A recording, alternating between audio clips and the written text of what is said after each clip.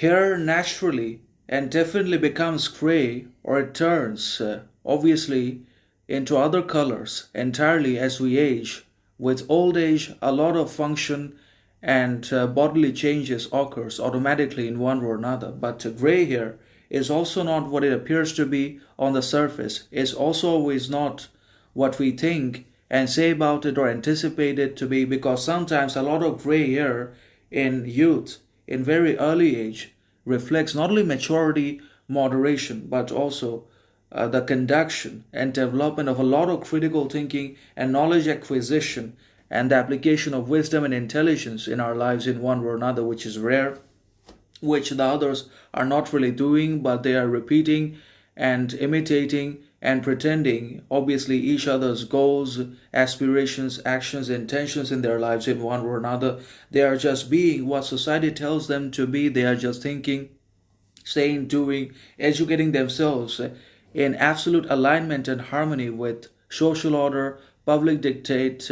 outside mediocrity, monotony, and mayhem. And that is why people don't change inevitably. They just persist in the same sort of dangerous ignorance and unconsciousness that destroys them forever, that takes away all, obviously, authenticity and individuality, and that also destroys or divorces them from all, basically, self virtue and God image that they already have, and the capacity or the scope for new virtues also becomes a dry with time, because we imitate, because we just want to imitate and be like this. We want and desire all those things in our lives that either the successful or rich, wealthy people have in their lives, by not considering our circumstances.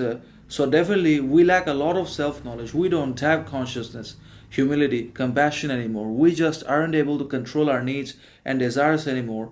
But the more we abolish and destroy our desire, passion, the closer we become to ourselves, the nearer we will become to the gods we've ever been. That is what we need to try to understand, that it's about the things we have that matters, and it's not about the things we don't have that we should try to get all the time, because that requires a lot of expense and money and wealth, riches, which we do not have, which we won't have. And in trying to pursue those things, we will invite a lot of unwanted, undesirable, uninvited misery, sorrow, depression into our lives. We will become miserable unnecessarily in one way or another. That is the thing. We need to try to understand that it's not about what we don't have, it's about what we have from the past, from the present, as well as the future, that makes us great, successful, venerable, generous as a fighter, as a human being, as obviously a learner, an achiever in life in one way or another. So definitely gray hair is